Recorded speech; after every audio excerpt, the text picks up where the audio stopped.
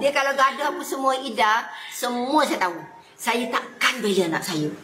Tapi saya tahu kenapa. Sebab saya kahwin dengan Ida, saya dah test dulu. Sebelum dia kahwin, saya dah test dulu. Dia ni mata duitan ke tidak? Kalau dia mata duitan, aku pun tak nak. Sebab aku tahu aku kaya. Sorry nak cakap minta maaf aja banyak. Maaf banyak. Jadi sebab apa? Sebab saya memang banyak duit. Yang nak syukri ni pula orang kaya ramai. Bina orang pun ramai. Anak saya ni pula memang gila glamour, surat dia bertimba-timba. Jadi mau tak takut. Lepas tu ini pekerja saya. Saya dia minta kerja dia, saya tegur Ida pun. Jadi ingat saya baik sangat ke? Saya tunjuk buruk saya dulu biar dia nampak saya belagak. Saya tak tegur dia, saya belagak. Walah lah mati nak tegur dia. Dah bonda kalau dia kat pekerja tu, kau tahu tak? Kalau kau jawab telefon dia, kalau kau salah cakap nak salah kau. Saya pernah cakap telefon mak. Hello, ya? Saya tanya lah mak berlakunya pelanggan.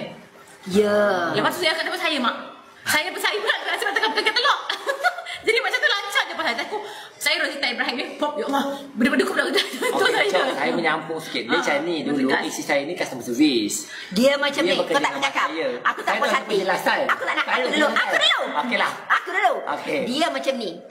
Kalau kau rasa aku kahwinkan kau dengan perempuan sembarangan, aku ni kaya, kau rasa? Niat dia apa? Kalau niat dia kahwin dengan kau nak harta, tak habis harta aku. Ya. Ya, sebab tu kau kena bersyukur dengan aku.